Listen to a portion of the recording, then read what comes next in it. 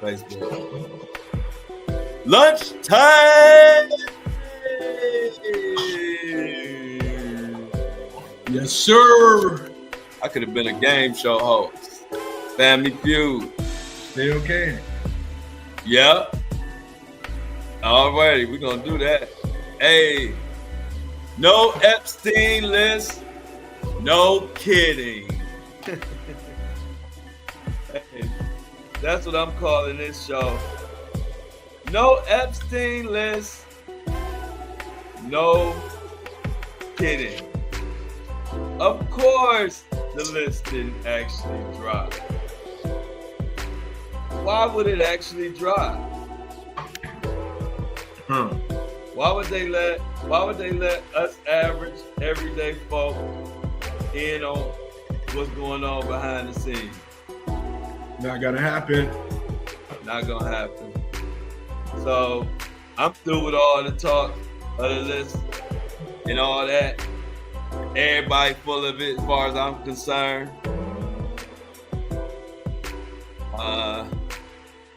Hey, chat. Take a rolling. What's up, chat?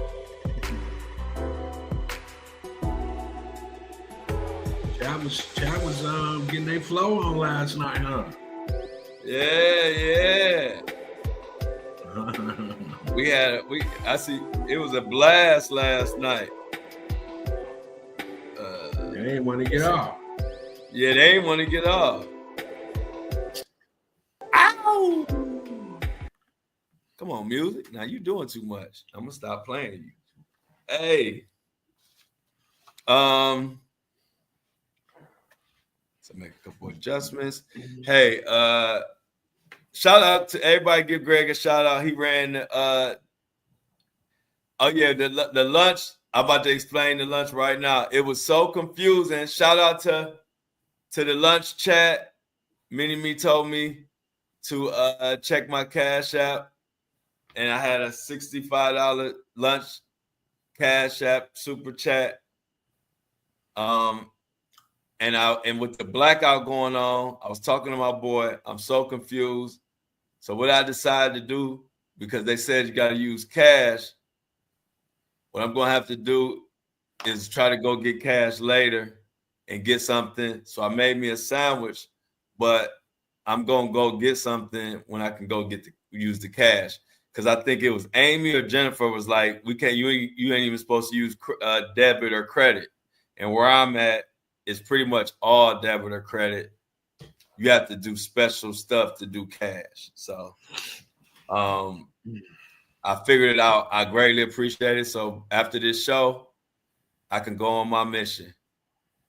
But I made me a little sandwich to hold me over. I didn't want to mess the blackout up because there's so many different rules. Once they said no gas and no credit and debit, I was like, well, sheesh, what I'm going to do? But it's all good. Thanks, Mini-Me. Yeah, but thanks for y'all for giving me the information because I didn't know about the credit or debit or the gas, so I would have effed that all up. They would have got me right there because I didn't know. So you've been doing the blackout, Greg, today? Yeah, man. I ain't spend no money today. Yes. Like Greg said, he ain't spend no money today. And Greg, he gonna use some gas. I mean, I've been out moving around, but I already had gas. I mean, you know. Already had enough gas. Yeah. I feel my tank was filled up a long time ago. And then food-wise, you know, there's so much food in the house. I had even pizza from last night from one of my favorite spots. So we didn't eat a lot of that. So I had pizza for lunch, man. Just good old margarita pizza, man. Know if you up on the margarita pizzas, man, but that's my favorite. So that's what I was eating for lunch today. Okay. Yeah. So that sounds good. Which was crazy, our friend Cash grand opening for his restaurant, Seafood Social, is today. Ooh. Yep, it's the grand opening of his restaurant. He's been working on this forever. And I'm excited. But I told him, I said, you gotta let everybody know you big with the DEI, which he already is. I told you he one of us, and Cash is the type to give you a chance in life. He a good dude, man, and I've been knowing him for a long time. And so I told him, make sure you promote it since you opened in the day that you support DEI. He was like, oh yeah, for sure. I said, I know you do, but make sure you put it out there. So we all, because we don't want to kill good businesses like him. On this day, I was like, man, but you know how it is, Greg. He had that grand opening day for for a while. Right. 28 right. today. Where you at in Miami? Miami, yeah, but the restaurant is opening in Atlanta. Oh, okay. Atlanta, Georgia. Mm-hmm. So look out for Seafood Social if you're in the Georgia area. My boy Cash owns it. Food is delicious as always. He been in the restaurant game for a while now. So shout out and congratulations. Cash. But what's been up, Greg? Man, bro, I just end of the week. We got a semifinal hoop game tonight that I'm gonna be a part of. It's the Clash of the Titans tonight. So it should be a full barn burner, to go down state, man. So that's pretty much what I'm gonna be doing this evening, man. Other than that, relaxing as always. It's been a long week, man. Long week. Hey, y'all held the show down, Greg. Hey, y'all, shout out to Greg behind the scenes. He restored volume. And somehow he was so good, he restored volume to the whole studio except me. I don't know what happened. I couldn't hear nothing. I don't know if y'all can hear me, but I couldn't hear nothing. And I was like, is it my volume? It was literally, I couldn't say nothing and I couldn't hear nothing. I had to go to my phone. I think if once we had got everything squared away, I could have brought you up to the stage and you would have heard, you'd have been able to talk and hear. But it sounded like you have figured it out on the phone. So I was like, I don't need to bring them up. Yep, look at Shan. Shan already got Shan. Shan be thinking of Shan. Copy. Look at her name, Shauna. Shauna be having she got some good branding skills inside of her. She be branding stuff. She got look at her talking about it was the No Flow show. Hey, yeah. Hey, look, y'all funny. Hey, Greg, no, for real, y'all. It was a lot of stuff Greg was doing. Y'all don't even know he was doing. Right. I was seeing Flow Daddy pop up and I was like, huh? Oh, good job, Greg. Greg was working. So I'm just letting y'all know. Y'all didn't realize it because the only reason I knew because I seen my stuff doing stuff that I know I wasn't nowhere near the computer. So I was like, oh, Greg is like masterminding behind the scenes. So everybody, man, shout out Greg because I know y'all don't know how much he was doing because it didn't stop after he got us volume. He was doing stuff the whole live. So I want to make sure y'all know that. Greg, I appreciate that. And Shan, next time I'm not gonna even have to be in the mix like that because I think Shan was able to kind of see, how everything flows behind the scenes, since she was administrating and everything as well. So I think going forward, whenever they do their next show. Of course, I'll be in the mix, but I pretty much think Shan got it. I think she got it now. Yeah, Shan did her thing. Yeah, she was handling it. And like I said, Greg, I said the funniest thing. I told him this on the earlier show. I told him, remember, I said I expected them to be talking about the blackout for a long time. And they talked about the blackout for like 2 minutes, maybe. It was like the first 2 minutes.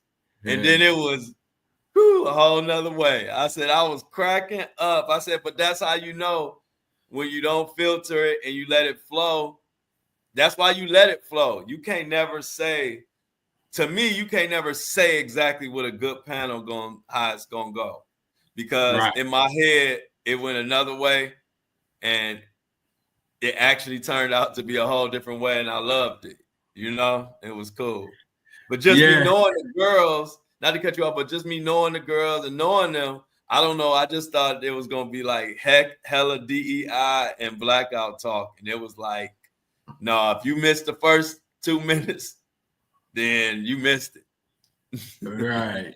Yeah, they covered. I mean, I was in and out, but every time I came back in, it was a different subject going on. Yeah. It was like when the teacher leave the class, right, and make the class promise they're gonna keep on and stay on task. Remember, the teacher used to say that, and then as soon as the teacher leaves, slowly by slowly, it go from everybody sitting and quiet to by the time the teacher back, people standing up, jumping, dribbling basketball. You know, sit down. Look, the teacher just come in. Sit down, first of all. Look, before I can even yell at y'all, I need y'all to just sit down. Yeah, did y'all forget where y'all was at all of a sudden? You know? Yeah, it was fun, man. It was fun. Then when Shan was like, all right, y'all. And see, this is Shan is just like all of them. So this ain't even Shan hung on too. Like when Shan was like, after it was an hour, she was like, okay, yo, we're gonna conclude the panel. All I know, Greg, is it was a whole nother hour. And Shan was like, now we need to put the heat on them. Now, who is that? I said, I'm talking an hour. Y'all been on here a whole nother hour, Shan. Y'all said you was wrapping it up. Shan was like, now who is that? Because we need to put the heat on them. I said, I thought that don't sound like wrap-up talk. Right. So it was like they was enjoying it. Like it was funny. Yeah, bro. By the time they got to the minute 30 mark, they start hearing kids in the background. Husbands probably like, hey, wait a minute now. You know what's going on? What's going on? This panel too fun. Right. It's about to cut into some time that ain't supposed to be cut into. You know what I'm saying? Yeah. And Shan did your move, Greg. Another thing about you learn when you do these shows, it's always a little bit better if you can to eat prior to, because look, Shan said she was hungry because these shows could run over because you're just enjoying it, and then next thing you know, you starving, and while everybody talking about all the stories and the facts, you all right, but then somehow people start talking about food, and then that's when it hit you. Yeah. And my grandma used to make the best macaroni and cheese, and you sitting over there starving. You've been starving for about 45 minutes. Yeah, I know it because even with you, because you know me, man, I go to the gym. I'll be back at home. I'll be trying to do some intermittent fasting. So you ain't supposed to eat until after 11. And man, a couple of times I done got on here and you was like, I just had filet mignon with a side of boy, my stomach be jumping out my mouth. I was like, enough is enough. Yeah. If y'all ever notice, I always tell y'all what I ate. I'll never tell y'all what I'm about to eat because I can't take it. I make sure I have a full meal before I jump on this show at lunchtime. Because I know how I told you I did it one time during my podcast. Y'all don't even know this. When I first started doing an hour-long podcast, because if you know, I started out just doing quick segments. So when I started doing an hour-long podcast, I would wake up in the morning and not have nothing. But when I was doing like 20, 30 minutes, that ain't nothing. So then I hopped up one morning. I was kind of hungry, but I was like, let me knock out the podcast first. Man, by about 45 minutes in, I almost wanted to cut the whole pod. I couldn't take it. I was like, I know I got about 15 minutes left, but my stomach is saying, you better get your behind up and go eat at least a banana or something. And so ever since that day, I was like, oh, yeah, when you about to talk for an hour or two, make sure you put something on that stomach, because your mind will start every word starts sounding like food. I'm like I was doing 2 packs. I'm like 2 pack. I take 2 packs of anything right now, like a 2 pack of donuts, a 2 pack of something. But yeah, let's get on. So y'all, no Epstein, no kidding. But I got to get your take on this, Greg, because I want to know, because you the type of person, you like people to stick to their word. You don't like when people don't stick to their word or do what they say. What you think about them having this lady come hyping up after they've been talking about the Epstein list all year? The president been talking about everything. And then they hyped this lady up a couple days ago talking about the list is literally coming tomorrow. And then no. And then they don't produce the list and they try to put out some information that we done had for 3 years. Man, we live in a world of, the people that's talking to us are natural born sharp politicians. I mean, this is what they do day in, day out. They manipulate the masses in order, to either get the eyes off of something else, or just so they can continue to move their agenda down the road. So I just think it's a case of that. They knew what the shiny object that the American people, first of all, they teased us with it, right? So that's part of the play. They tease you with something that they know everybody wants to know about. They play on your emotions for months. They lead you to believe they're going to release it. And then at the end, they come with the blackout of the document, not the actual information they claimed they was going to put out. Some old information, like you say, that's been out already. And then what happens is the story kind of, drowns. And whatever it was they was trying to get from doing that, they've gotten it and moved on. That's what I think.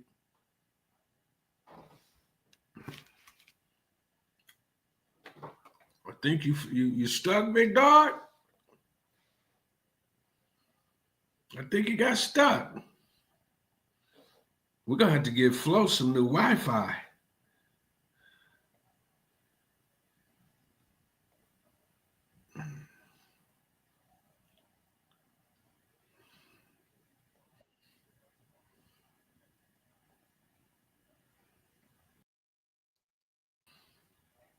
You back? Yeah, I'm back. Yeah. So yeah, man. I don't know what you heard or what you didn't hear. Let's I keep looked it going. up. I think I'm talking. I look up and your face stuck on the screen. I'm like, hey, it's always froze. Yeah, I'm like, why is my guy face all in the screen like that? Yeah. I'm over here just like everything stuck. Yeah, man. I gotta wait for it to let me back in. It booted me out the studio, like kicked me out. I had to walk back in the studio, but I'm here. But yeah, man, I don't know if you got my take. Did you hear what I said? What? About the list? Or you was gone? I was gone. Oh, okay. Because you was asking me, and I was just saying that, I think what happens is, you're dealing with lifelong politicians, right? And they basically they know what the shiny object is to get your attention away from whatever they could potentially be doing, behind the scenes or whatnot. And how they do it is they just they sprinkle it out, get you thirsty for it. They play the game for a couple of months like it's coming. And then when it's finally supposed to come, then it's all kind of let down. It's all kind of misinformation or no information. And then next thing you know, you be so let down. They know we gonna have the attitude that you just had. Like, man, ain't nobody got time to be chasing behind this story. It ain't no story. And then, they go about their business, so to speak. And then but they still can say, we did release something. You know what I'm saying? It ain't like we didn't release nothing, guys. What are you talking about? Because at some point they gonna get cornered. I thought you said you was gonna release the Epstein list. Well, guys, we did release something. I mean, you didn't see what we released, and you kind of don't really have, a comeback because they did release something, but it wasn't what everybody thought it was gonna be. Right. Yeah, man. I'm over it, bro. They got me. They won on this one because I don't give a damn. Like at this point, they full of it. They playing in our face, and then at this point, it's so much BS, and they don't even care that I don't even trust when the list do come. I ain't gonna trust it now. At this point, why would they bring out the real list at this point? Because you gotta really think about it. They really just got access to the information, right? Mm-hmm. I mean, the Cash Patel, he just became the FBI agent, so they really just got the for real information to kind of see what it was all about. And what I think is when they got to looking at them names and they seen some of them names that could have been potentially close to, everything that they already got going on, they're like, man, we can't release this list. Right. Are you crazy? You crazy? The person releasing the list, his uncle on there. He might be on it. Hey, that's Uncle. That's Uncle Edward. Yeah. Release this list. That's me. You know what I'm saying? That's me on this list. We definitely can't. I forgot I was on the island in 1999. You know what I'm saying? Because you got to think at this point, anybody, if you on there one time, people going to be like, I don't care. If you on there, you know what I mean? So who knows how many people even on there that may have just went because they was with somebody and didn't even know, you know what I mean? Kind of really what it was. I mean, most of the people knew what it was, but I'm just talking about those rare people who just on there one time. You went and say, "Oh man, I'm good. I ain't never coming here," but you already on the flight log. Too late. Right. Off with your head. Yeah. So what they did release though, it was materials released contain previously published pilot logs from the prosecution of Miss Maxwell, Epstein's right-hand gal. The record included redactions performed by prosecutors on the case to protect the identities of potential victims. Also published is Epstein's so-called Black Book that has previously been made public. And one document never before seen is what the Justice Department is calling Epstein's List, a 3-page catalog of material apparently obtained through searches of Epstein's properties in New York and the U.S. Virgin Islands. Bro, they know that ain't the evidence. They know that ain't the list we talk about. Exactly. That's what I'm saying. I'm sitting here, Greg. I'm sitting here saying they claim they got satellites that can spot an ant's behind from the moon. They got all this technology. They making robots that can do everything humans could do. They got AI that can build you a whole business in a second. But when it comes to these Epstein files, they talking in so many riddles and code and making it like it's a Rubik's Cube. It ain't this complicated. Who was over there doing the files? Like, give us the name. Like, they talking in riddles and codes and in circles like we they think we dumb like we used to be when we used to be naive back in the day as a whole, and we weren't connected like this. They still trying to talk to us like that, and it's like, look, y'all, we not going for that no more. Why is you making it so complicated? You know what we want. If you wanted to give it to us, you would. You don't want to, and we know why. Now just drop it. But that's why they play the game. Yeah, that's why they play the game that they play, because they know, that people are definitely more educated about everything with technology, but in the back of their minds, they still be thinking, this is how we've always played the game. Let's continue to play the game this way. Let's bait them. Let's, lead them on. And then just when they think they're going to get the actual information, let's fill them. Let's just fill them up with some of this BS we got over here. You know what I'm saying? Man. Hey, see, that's why I always be saying they should have been raised in my house, because you couldn't even say never mind. When you want to go to my mom, if you say, hey, mom, you knocked on her door, first of all, you had to have something important. But if you knocked on her door and you say, hey, mom, and then she might be like, what? And she kind of in a bad mood, so you think you don't want to ask it. You say never mind. You better say what you had to say, or you can't ask for nothing all summer. Like my mom didn't play that. Never mind. You better say what you was gonna say. And so what I'm saying by that saying that is, you can't come with me if you ain't gonna do what you say, and I know you can do it. Get out my face with it. That's where I'm at with the list. I don't want to hear none of your crap now. I don't want to hear the reason. You know what I'm saying?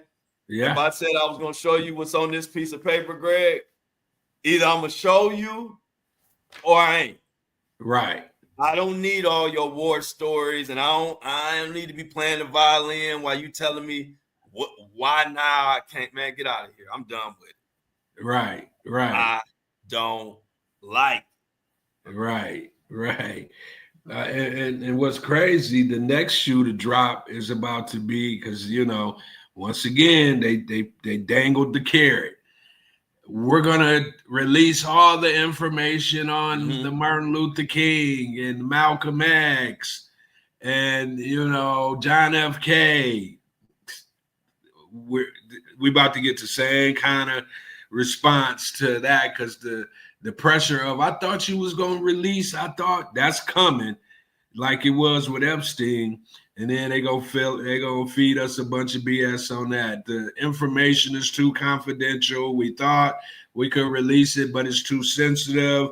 We don't want to release it because it could hurt the families of those individuals. You know what I'm saying? If I live. It's coming. I'm telling you, it's coming. So yeah, man. I know that like I said, I ain't. See, that's why they don't want me interviewing. See, they think, hey, look, can you imagine if they let me do the interview for like Trump? He think he be candid. I'm candid too. I'll be like Trump. If you want the list out, you could have had it out. Like, you've been signing the executive orders to ship out and everything and getting people fired. You shutting down with that black pen. You shutting down whole government departments. You full of shit. You ain't want to give us that list, bro. That's what I would be. That's how my interview gonna start off, and then it's probably gonna be over, or he gonna try to say something smart, and I'm gonna say something smart. Man, I'm gonna leave it at this. The person who's in control, the person that you was just talking about, having that interview with and being candid, used to be best boys with Epstein. Mm-hmm. They said he was on there a few times. Yeah, bro. I mean, it's all kind of photos. It's all kind of him at these these events that Epstein used to be throwing. So I'm pretty sure if anybody's name is on these lists, I can't see his name being on one of these lists somehow, some way. So I think that might have the biggest thing to do with not releasing it. That's what I think. Yeah. Yeah, man. So I don't know, man. We could put the Epstein list to bed. What you got for Greg's hot topics? Yeah. So as far as from where I'm my stance on it, unless it drop, I don't want to hear about it. And I'm talking to the president and everybody, the Cash Patel and all those. Just save it until you're ready to really do something. Yeah. I mean, we starting to get numb to the fireworks, and then, before it's say pop, it fizzes out. You know what I'm saying? You know how disappointed you used to be when you used to have your firecrackers and you light them? Yeah, they don't do nothing. They don't do that, bro. It's the same analogy. Yeah. It's the long. same. Hey, look, the firework got a long wick and all that, so you waiting. Yeah. Then it go up in the thing, and it's everybody just sitting there. Where you get these fireworks from, man? Yeah, man. You know how disappointed you used to be with the fireworks when that wasn't working. You already, especially as a kid. Who-wee. Well, you liable to just stomp the ground from up under you because the fireworks didn't work. You know what I'm saying? Well, we got Greg hot topics. Man, You got something over there, man. What up? Speaking of the president, bro, I didn't even know this. Did you know this? That the president is expected to sign an executive order. Speaking of executive orders, designating English as the official language of the United States. White House says Trump to sign today. Did you, bro? I didn't know that the official language. What up? No, go ahead. So you said, yeah, I thought, go ahead. I ain't gonna cut you off because I thought the official language. Go ahead. That's what I was getting ready to say. Like, when was the official language not English in the United States, bro? Oh no, that's a new one to me. Yeah, I mean, we like no language, right?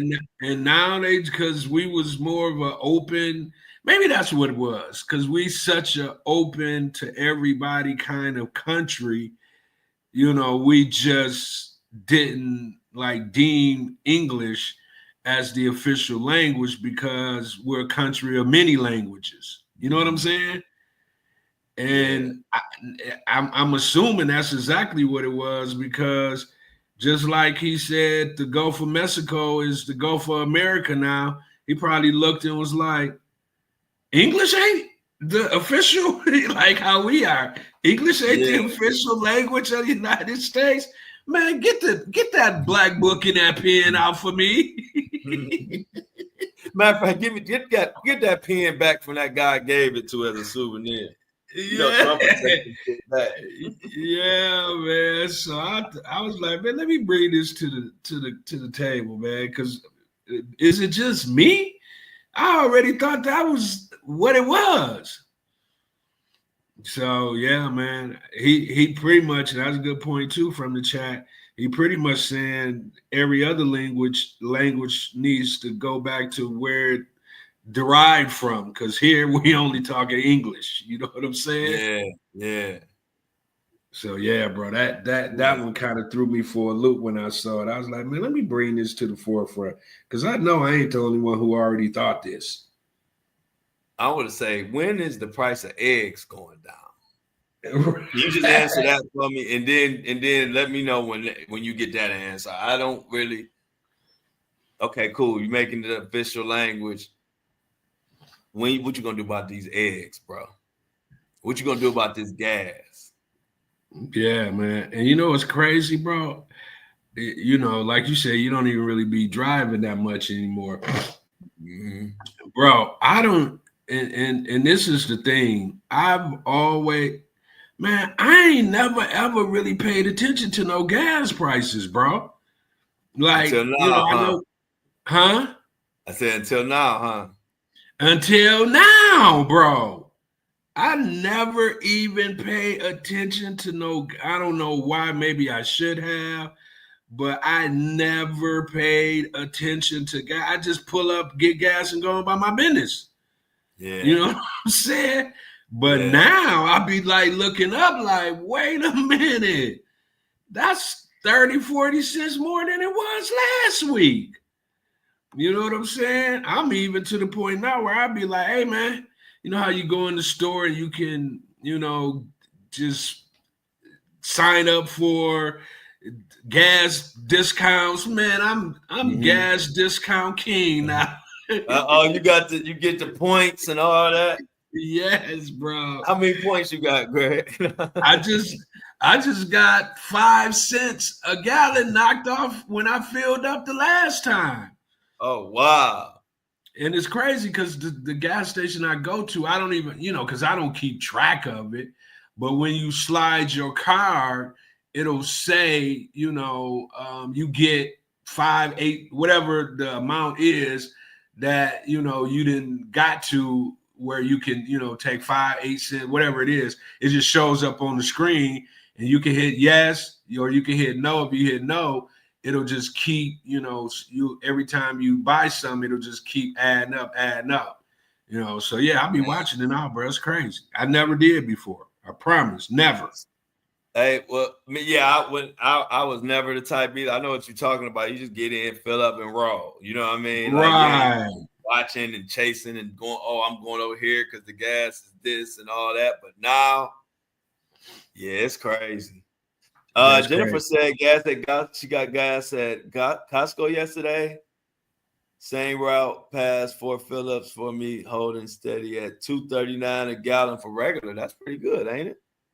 Oh yeah, absolutely. Because it's $3.30 something where I go. Wow, man, Yeah. that's a whole dollar a gallon. Mm-hmm. Oh, it ain't no joke, man. It ain't no joke. And it seemed like it was going down, and then when the election happened, it started to creep back up.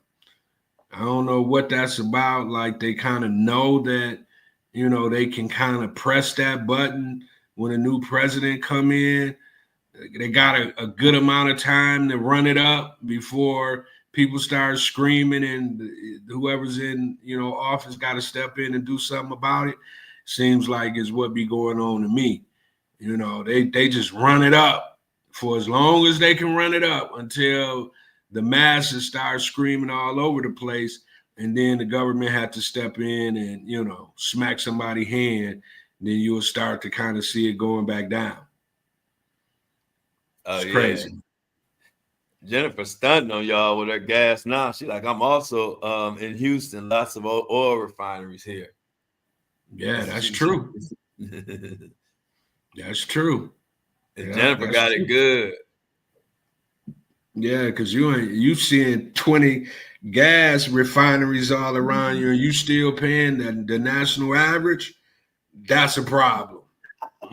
The gas is instead of stepping in puddles of water in Houston, you stepping in puddles of oil. You know what I'm saying? You're right.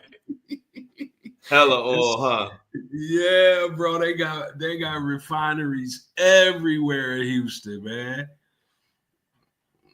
Have you ever been to Houston before? Yeah, a few times. How many times I went there and watched my Browns lose by 40 in Houston. Okay.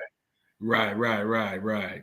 Going to Houston, talking mess before the game with all the Houston fans, and then sitting down and it's 30-0 at halftime. Me and my dad trying to find a back door to get out of there. Yeah, man. I've been to Houston quite a few times. I like Houston. Yeah, I do too. I don't like the heat, but the times that I went, I had a good time. Yeah, I know it's hella construction out there. I'm like, would y'all build whatever y'all trying to build? It's hella construction from when the times I went. Mm-hmm. I'm like, because it's so much land, man. It's so much land. You know what I'm saying? And everything we went to took about an hour to get to. Like, yeah, that too. That'd be crazy. Yeah. But yeah, the people and the food and the vibe is A1. Yeah, absolutely. Food is excellent. Yeah, food is excellent. Anyway, man, Lil Baby back in the news. He Lil firmed back. Baby.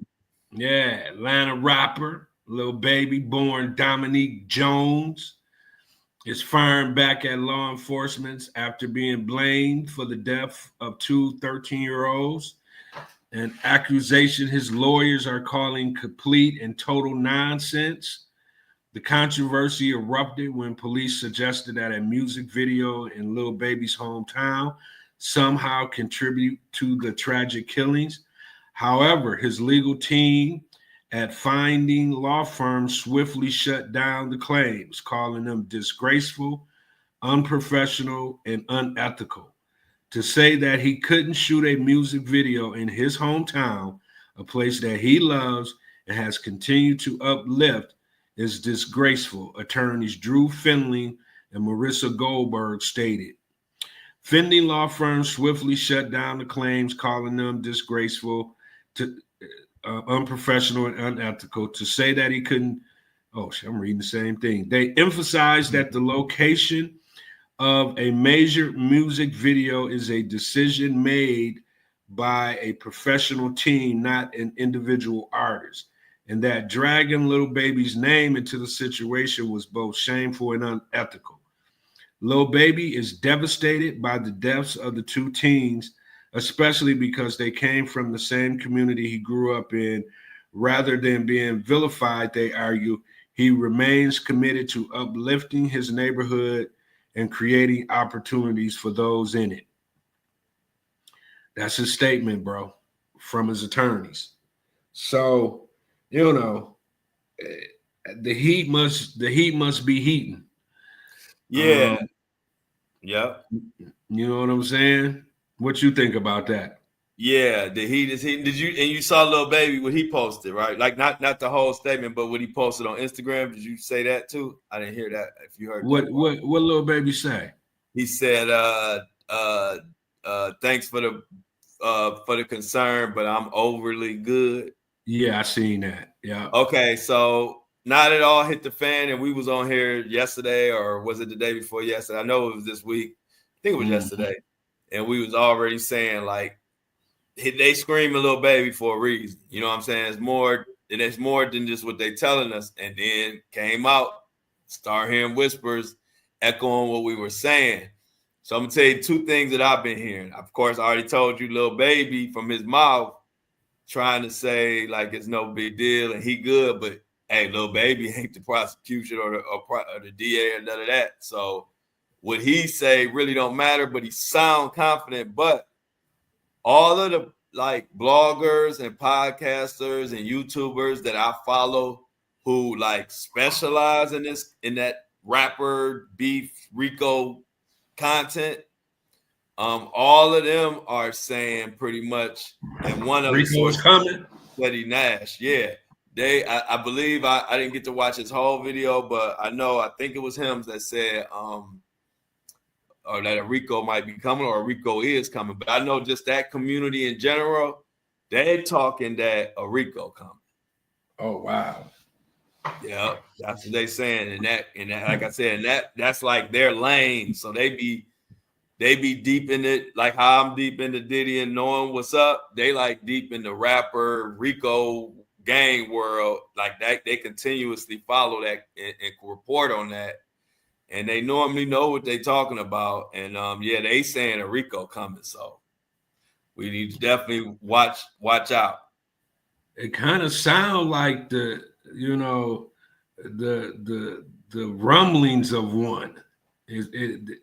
When the police or detectives have because Lil Baby ain't broke, right? Mm-hmm. So you can't just come out and start hurling accusations about somebody, and you not have something in your back pocket, or something that's coming down the pipe. Exactly. You know what I'm saying? They ain't screaming just because he shot the video, like I said yesterday. You know what I mean? Right. So yeah, let's see what happens. But it sounds like Lil Baby on that clock, and the way he trying to Jay-Z it. You ain't Jay-Z. You can't Jay-Z it, bruh. You know what I'm saying? Right. You can't do Exactly. that. Yeah. You a Yeah. He trying small to be too fish in the cocky. ocean.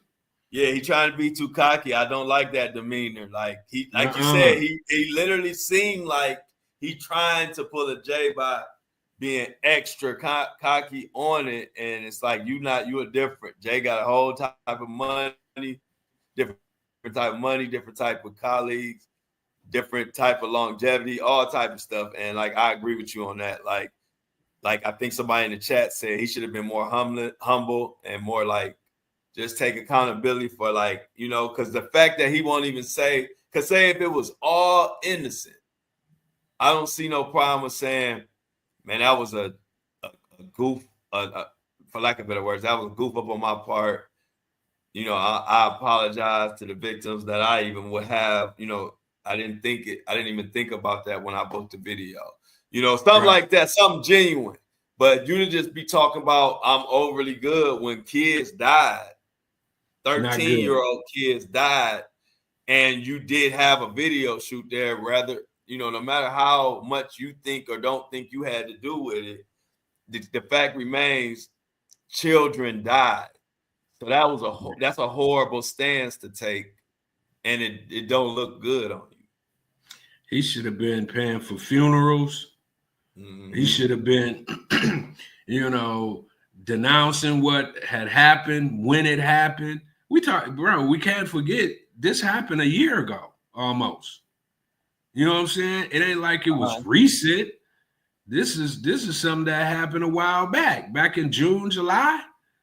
Right. So and now that's the other thing. If it was just up, open and shut, why would the prosecution and the detectives be doing full-fledged, interviews? Why would they be doing that? You know what I'm saying? Some coming down the pipe. And then you got to remember, Atlanta is Rico County. Exactly. I'm about to say all of that. Not what they do down there is Rico. You know what I'm saying? So, and then, And man, guess like I what? said, He go don't ahead. know. He don't know what the Lil Baby. While he talking about he overly good, you don't know what them people that got picked up done said. How you know Right. you overly good? You don't know That's what why he ain't overly good. Exactly. You don't know what they saying. As a matter of fact, based off of how things are starting to unfold, he kind of do know what they said. You know what I'm saying? He kind of got a feeling what they in there saying. You know what I'm saying? Yeah, that's what it is right there. Like, what? I thought I had this behind me. No, you got 6, 7 individuals they could break down in the box and get the information that they need to come after you. You best believe they've done that, because they wouldn't, like I said, they wouldn't be out here doing press conferences just to be doing them. They can't do that. Nah. Yeah, man. Lil Baby in trouble, I think. Yeah, I do too. And like I said, I believe them guys that I follow that follow that stuff. They do it so much. They have people who in them towns. It's like, for example, one of my sources, they followed the SETI guy. He follows he followed the Thug trial, from beginning to end to every day, like how I do the Diddy situation. And that happened in Atlanta. And so, a lot of those same contacts, when something like this come up, they know what's going on in the streets. You know how it is, Greg. You know what I'm saying? So when you got access to the streets, letting you know what's going on, it don't take. So I said, if they saying it's a Rico, that's pretty much what the streets saying, and the streets know. Yeah, the streets know. Streets know. And the reason why the streets know is because the streets be connected to the people that's going to potentially bring the RICO. You know what I'm Exactly. saying? Yeah, exactly. That's what they're there. Streets. Don't think it's just the underworld. It's also the overworld. Like everybody is streets. Right. Yeah, yeah. The streets is everybody. Yeah, a lot of people forget the streets include them too. Right. They uncle is part of the prosecution team, or the or whatever. Right. Like, I know what you're saying, especially in Atlanta. That's one Yeah. thing. Another thing about Atlanta, I done lived in Ohio. I've lived in Vegas, Nevada. I've lived in Georgia. I've lived a lot of different places. And one thing about Atlanta, it's more people like us in those positions than any other place I ever lived in. And so you do see way more connections to people knowing what's going on in like law enforcement, where like we don't have no connections in Cleveland, Ohio, like not no high level law enforcement. You know what I mean? We got low level, but like in Atlanta, it's a lot of us who up at the top that's connected to, you know what I mean? So that's another reason why, like you said, streets, they know often, especially in Atlanta. Our I community. mean, you just seen Fannie Willis. She the top DA. And she just got reelected. And she's Rico Queen. Mm-hmm. And when she was trying to take Young Thug and them down, that's why I'm saying Little Baby was kind of in that mix. But for whatever reason, they felt like Young Thug was a bigger fish at the time, and he slipped through the cracks. From what I could see, I mean, I could be wrong just looking at it from back when it happened, and people was like, man, Lil Baby then kind of went quiet. And he was kind of a part of that thing. What's the name of they 4PF? What's that again? The 4PF, the gang, or what you talking about? Young Thugs Oh, label. YSL? YSL. Yeah. Lil Yeah, Baby 4PF was Baby. And then yeah. YSL.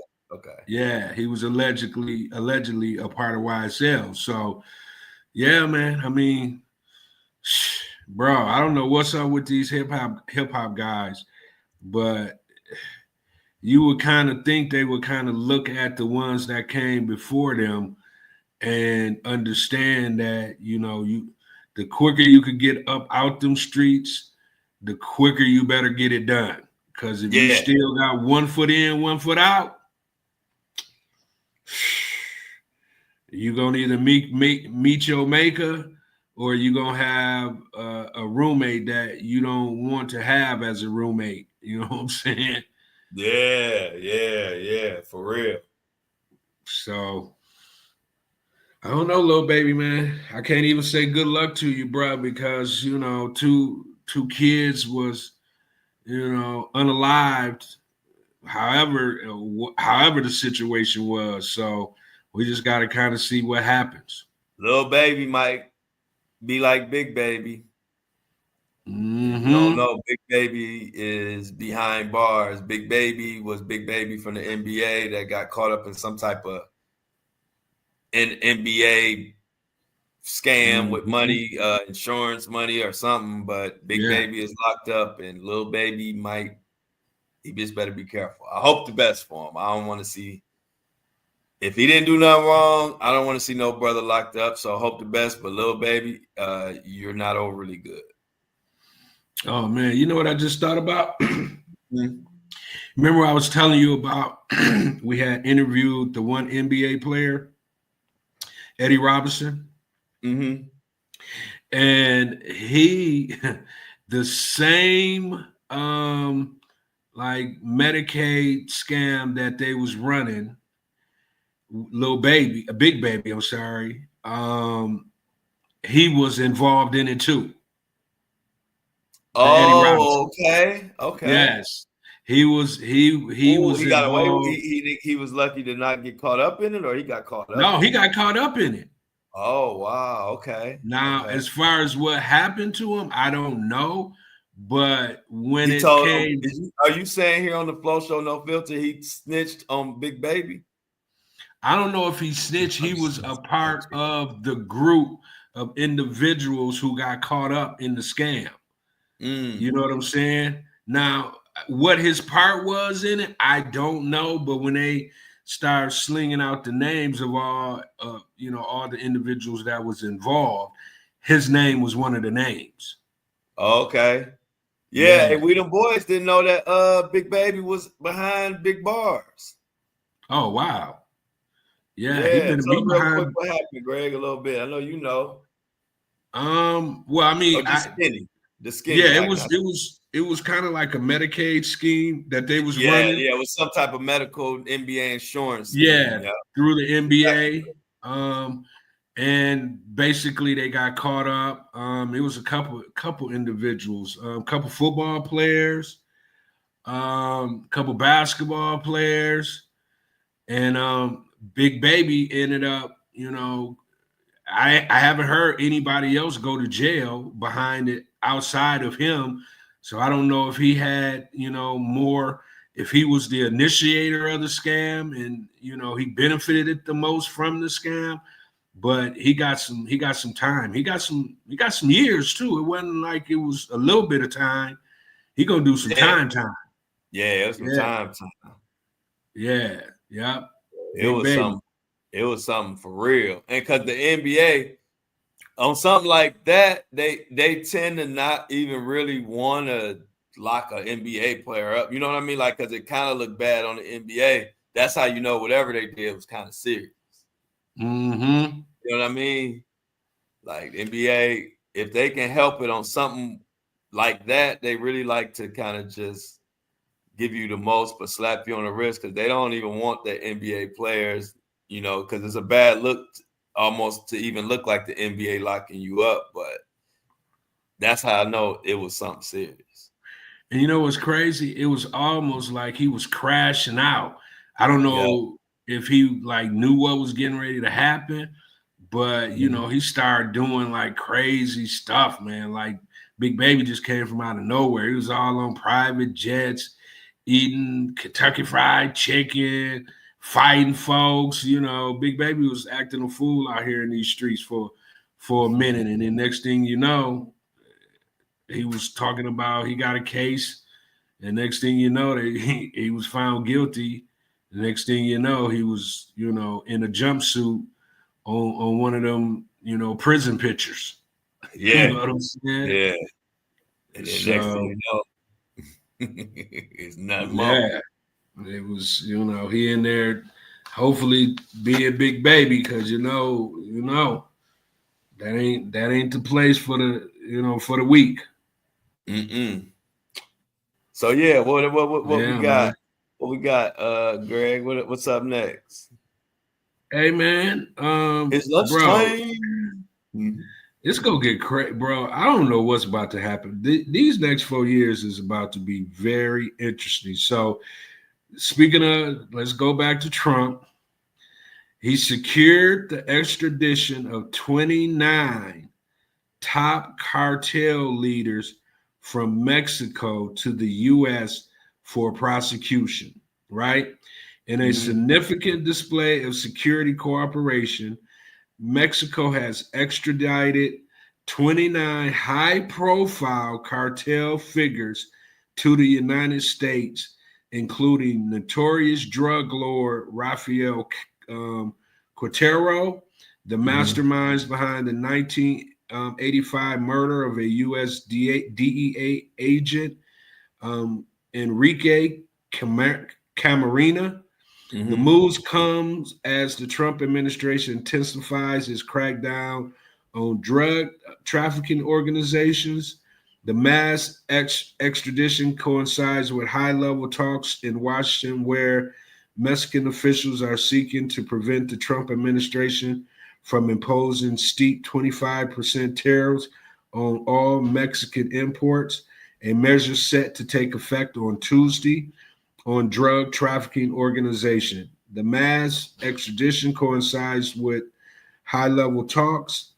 And the Mexican officials are seeking to prevent the Trump administration from imposing the steep 25% tariffs on all Mexican imports, a measure set to take effect on Tuesday. So, yeah, bro. According to the Mexican government, the individuals were transferred from various prisons across Mexico before being flown from an airport north of Mexico City to 8 different U.S. cities on Thursday. Among them were members of 5 of the 6 Mexican criminal organizations recently designated as foreign terrorist organization by the administration.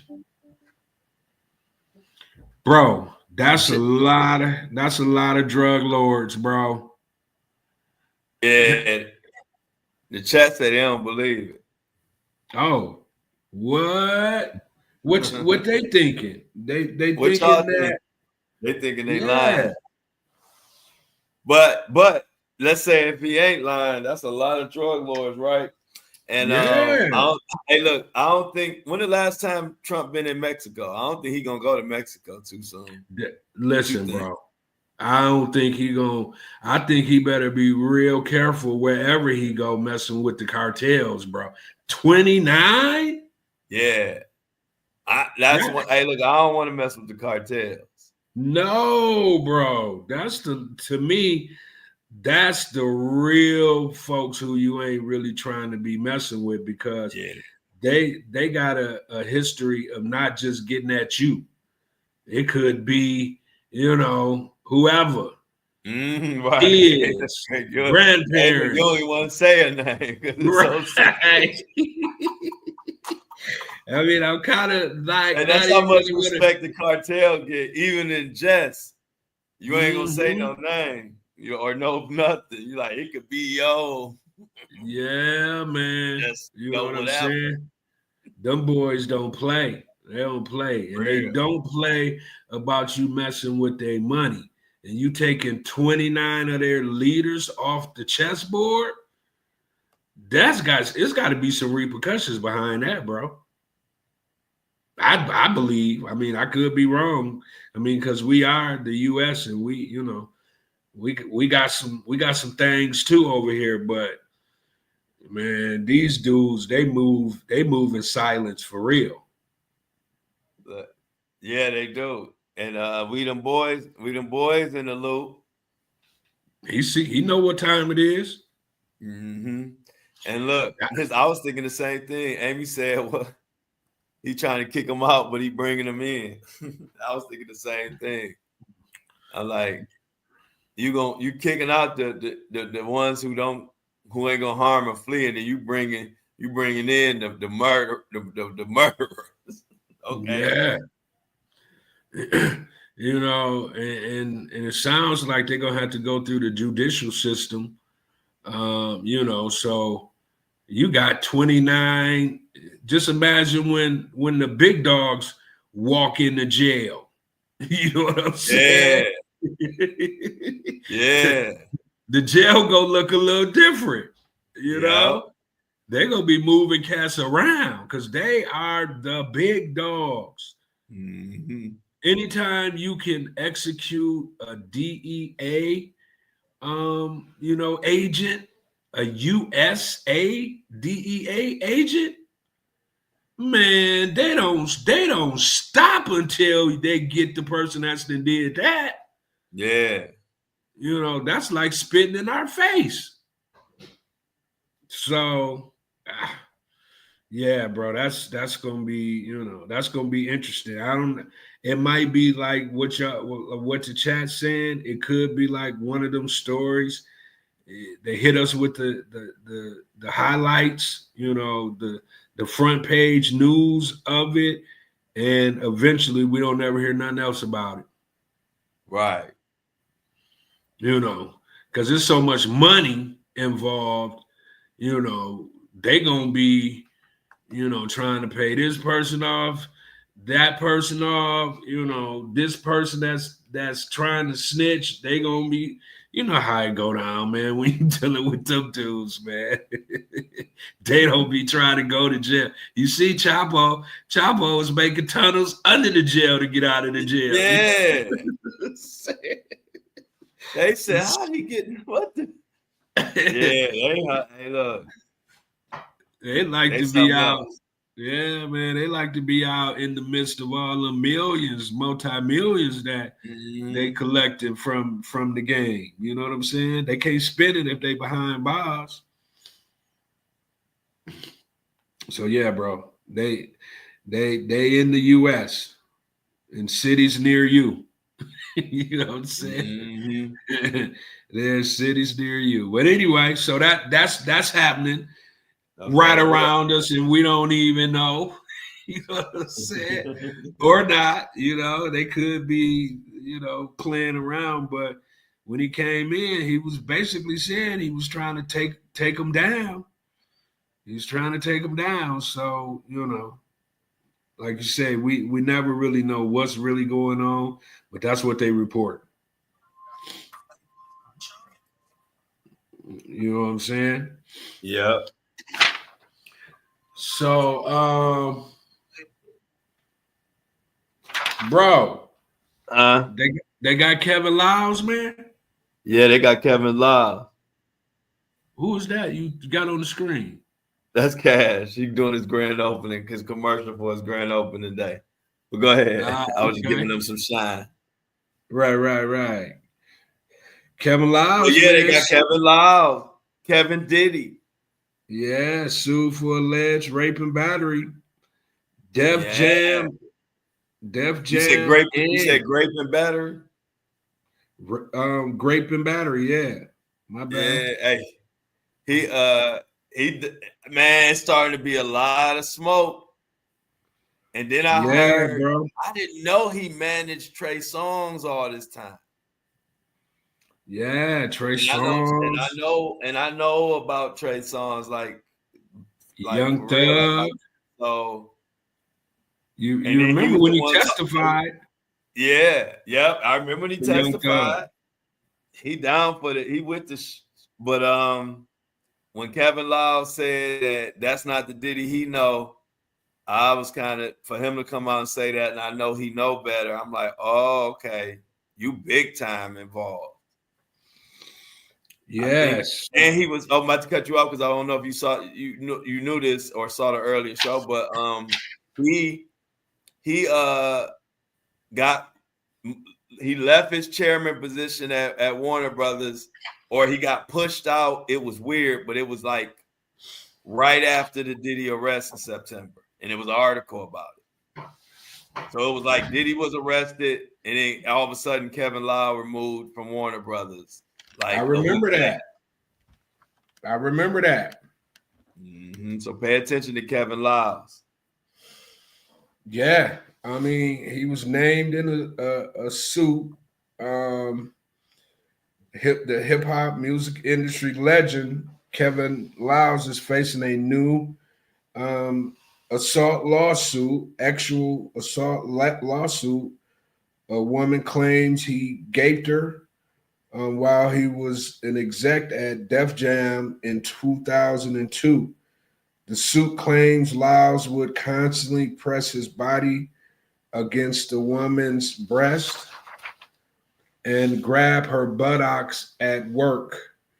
The woman claims he ultimately actually assaulted and gaped her in 2002, according to legal documents obtained by TMZ Hip Hop.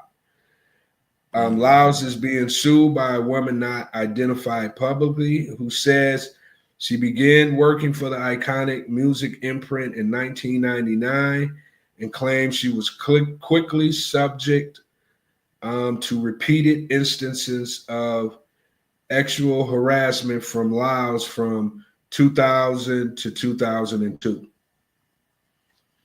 Man, bro, the part that I don't be really understanding about these guys, man, is that, first of all, they pretty much got, their pickings, right? Right. They high power rich men, who I don't understand for the life of me why they end up in these situations, bro. Like, how do you end up in these situations? And people, I get it sometimes, people might be trying to, take advantage of certain moments or whatnot. Mm-hmm. But at the same time, if you are in these high power positions and you handling your business and you're doing the correct things where people they know not to even play in your face like that, then they wouldn't be playing in your face like that. You know what I'm saying? So apparently, I don't know if it's because these guys grow up and they don't really have the cachet young to have girlfriends, or you know what I'm saying, go through, relationships or whatnot. And then when they become adults, they don't know how to, control their whatever it is that they be having going on in their minds when it comes to women. Mm-hmm. But I never really understood, like, how do they fall victim of getting themselves into these kind of situations, man? Because these women ain't lying on everybody. Right. You know what I'm saying? They're just not. I'm not saying all of them are telling the truth, but I'm thinking the mass majority of them are, because these cats be some cornballs, man, to kind of sum it up. The same thing. That's what they are. Yeah. And a lot of them, I would say like 80% of them at least, and that's being conservative. Like it might be 90%. And that's why. And that's what I learned once I was signed and around them all and this and that. Man, because I was always regular, cool, laid back, do my thing. So I always was, all the real people gravitated to me, and I gravitated to the real people. And it was like you never realize how 90% of them is corny. And so you would think they got the pick of the litter or this or that, but actually not really. You know what I'm saying?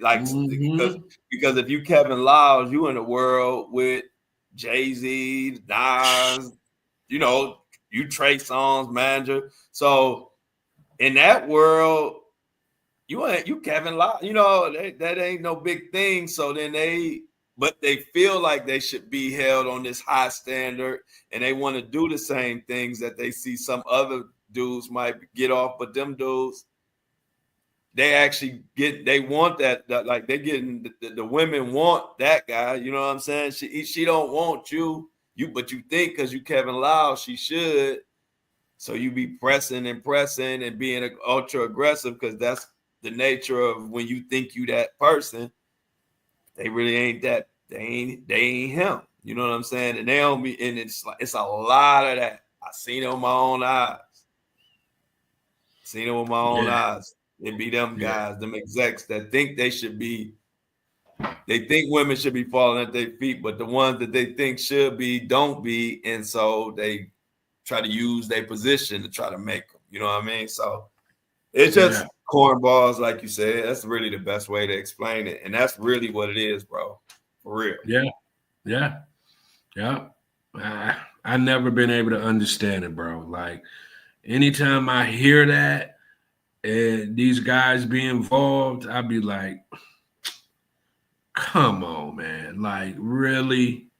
Like, how do you end up in these kind of situations, man, when it's so many, first of all, so many women that, that's in the world, but it's so many that they have access to because of, wealth and position of, whatever it is that they're doing, and why you got to take advantage of somebody when you got it like that? Why you got to take advantage of somebody, period, of course.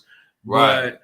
But, you know what I'm saying? When you really, really, really, really up and got it like that, and you still, like what you said, pressing, women who don't want to be pressed. It's sickening, bro. I see it all the time. Yeah, it's sickening, bro.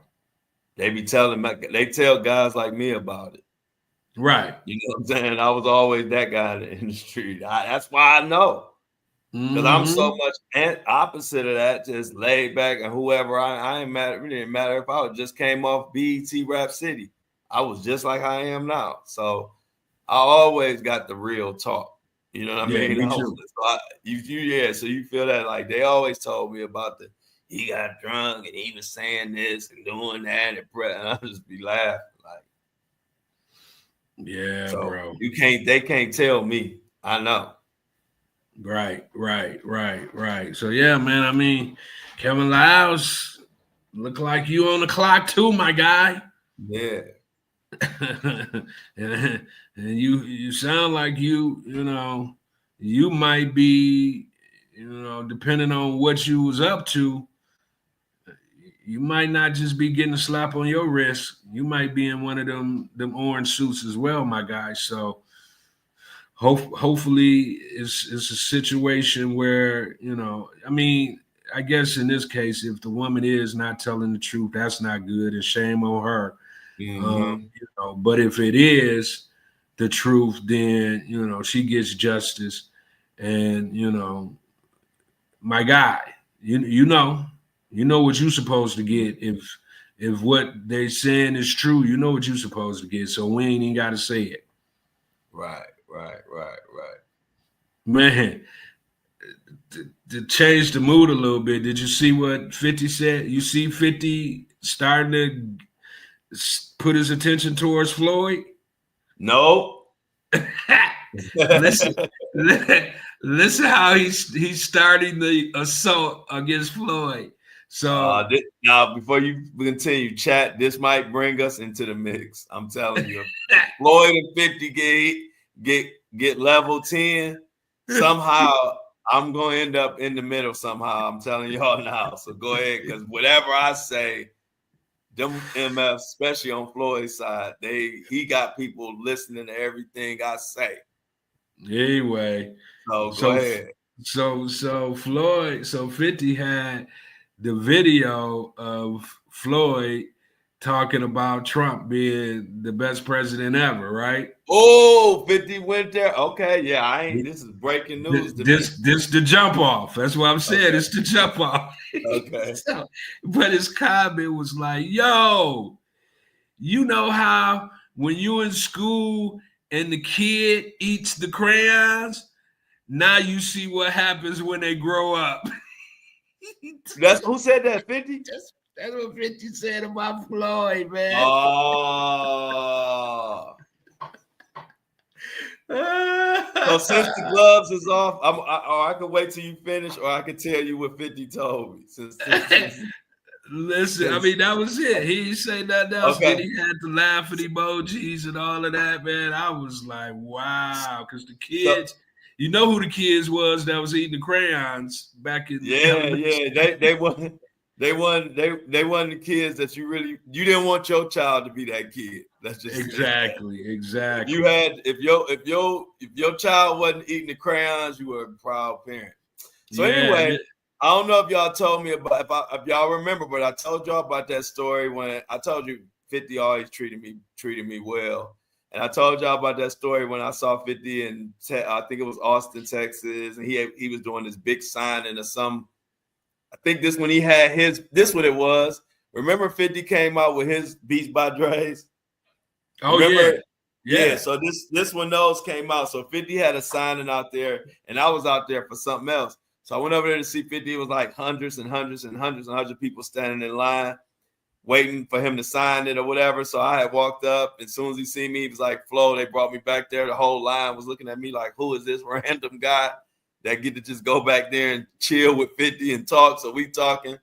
So after he signed all them, he was like, well, where you staying at? I was telling him the hotel. So I went out through the back with 50 and his security, and we had a little talk. Now, at this time, this is like right when 50, I wasn't like me and Floyd was beefing, and 50 and Floyd was beefing. So when 50 saw me, no, it was mainly 50 and Floyd beefing. 50 didn't know me and Floyd was beefing. And so when 50 saw me, he didn't know if I was up there maybe mad at or in between the beef. You know what I'm saying? Because we hadn't talked since this is right when him and Floyd started beefing. And so I remember I told y'all the story, and I said that 50 told me that about somebody who was a private plane with no wheels. Remember I told you that? He was talking about Floyd. I just didn't want to say nothing because I'm like, I don't want to get them back. I don't want somebody to run with it. Next thing you say, I'm putting out and starting stuff. But now they going there. And so Floyd 50 had called out, and basically he was using Floyd to teach me a lesson about making sure your foundation is solid, making sure that you can land, because you can be a private jet looking pretty and you can have all the state of the art. Your seats could be made out of gold. But if you don't have wheels, eventually it will destroy it. You'll destroy it.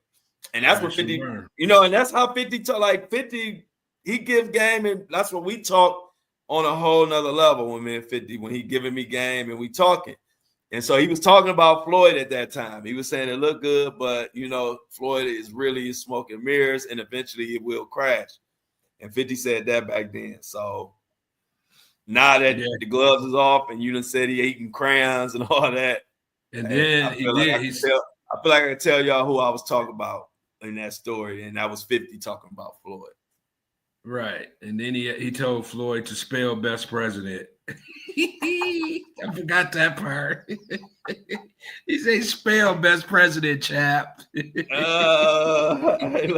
that's the crazy thing about 52 when he dealing with Floyd. He'll disrespect him to the core, but he'll always call him champ. That part be killing me, bro. And you know why? And it's funny. Now this just show you how all this tie in and how my stories be so like clear and really like real. Like, it's different when you've been around these people so much time. It's like real time. You know what I mean? Not just superstar time. But that comes from, remember when I told y'all 50 Cent I was out there with Floyd. This is after I wasn't even with Floyd no more as far as the record label. I was just, we cool. So even to this day, we cool. That's why I can talk candidly. Floyd know I ain't saying stuff that I, to try to, get him in trouble or whatever.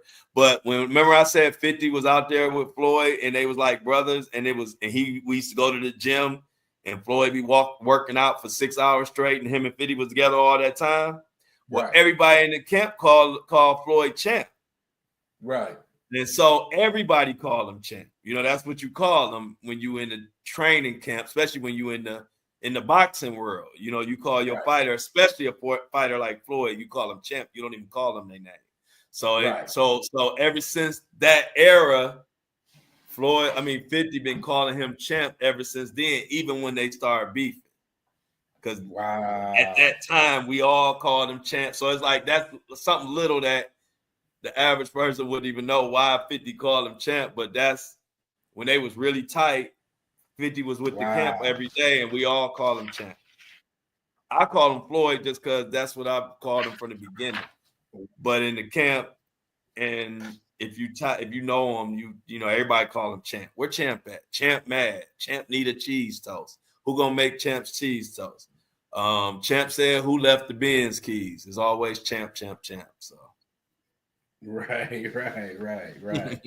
Yeah, I find that funny because he will say the craziest thing ever about Floyd and end it with champ. I'll be like, hey, man, right. Well, that's follow code, man.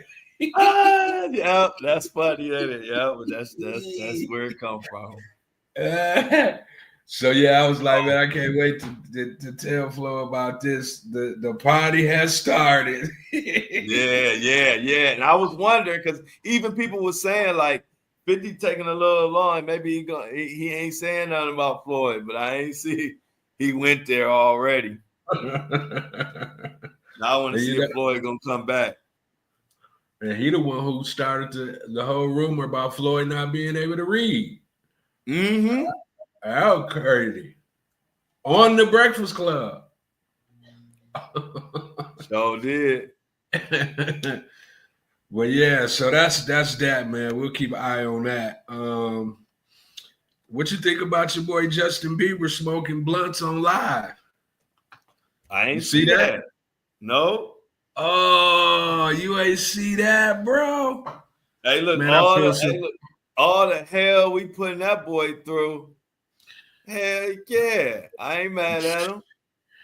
I ain't mad at him either, bro, but it's I hope he's Justin Bieber, man. I You know, know, it I know, just I don't know. even I'm look just right. saying. And you You know know what it's I'm gonna be saying? news. No, you know Yeah, it's headline news because so many yeah. people in the world can't look at things, they can't separate the celebrity from like the From the human real being. person, Like, right? man, I hope he hitting it off live too. No, he definitely hitting it off alive the way he was smoking it on live. It didn't look like it was his first time, Greg. No, it didn't look like it. No, Justin Bieber smoking blunts regularly. I He looked like promise you that. he looked like a white Snoop Dogg. Yes, he didn't have no small blood. He had a Snoop Dogg blood too, bruh. Go ahead, JB. Shoot. You deserve one to hit one. he, For he real. just he looked so sad though, bro. And then he was like laughing, man. Like, he had music playing in the background, but he was like giggling and shit, man. He just looked like he know that the story about what he went through is gonna hit the airwaves at some point, and people, Yeah. you know what I'm saying? And from That's that what I'm point saying, forward, y'all. people, This trial. yeah, bro. Yeah, that's how he looked too, man. Like he know it's coming, and he'll never Because be the same. the thing about it is we can say, the media, what we can control, can't control. They suppress the media. And to a certain extent, the legal system could be a little iffy, but for the most part, man, once you go in trial, hey, look, it's no telling what might come out. You know what I That's my mean? point. Like it Right. ain't no holds barred. And so with somebody like Diddy, Yeah. I think we get it, but I think as a whole, people gonna be even shocked when stuff come out because I don't think a lot of people grasping because they tripping about this little evidence and these lawsuits and all this coming out. I don't think people understand that you don't know what names might come up during this trial and what information. We talking about even down to satanic stuff. They in his iCloud, bruh. Bro, why you think everybody's They shaking in in their his boots? iCloud. Right. Why you think everybody's shaking in their boots? Why you think everybody's so I'm quiet? I'm so glad my mom and daddy didn't make little Diddy kids out of me and my siblings. We ain't, we regular. And I'm Right. so glad because look, I was running. I'm gonna be honest with y'all. If I was wild like that, I'm talking about Diddy wild. Like, and Greg, just keeping it real. We all know guys that do a little bit more, or people that do a little more. You know what I mean? Yeah. And man, I was young. I didn't have no problem with the ladies. I got along with them. They liked me. And I was running around with Floyd Mayweather, 50 Cent. In the middle of all of that, ice on me, able to do whatever. Who knows what I would have did in them days? Because I could have. I could have went wherever. It was parties that I don't know what they was about, but it was certain, if I never liked weird stuff. I never liked being around people that I didn't really know. You know what I'm saying? So I never engaged in none of that. But I'll be thinking back like, bro, if I was just a naturally wild type child, like had a little Diddy in me, I would have been in some of them parties. Not saying I would have been doing, drugging people and doing all that crazy stuff, but I'm glad I was never even around. You know what I'm saying? Like, I ain't even see nothing with my eyes that was crazy. You know what I mean? I never took no invite to nothing wild, and that's a blessing.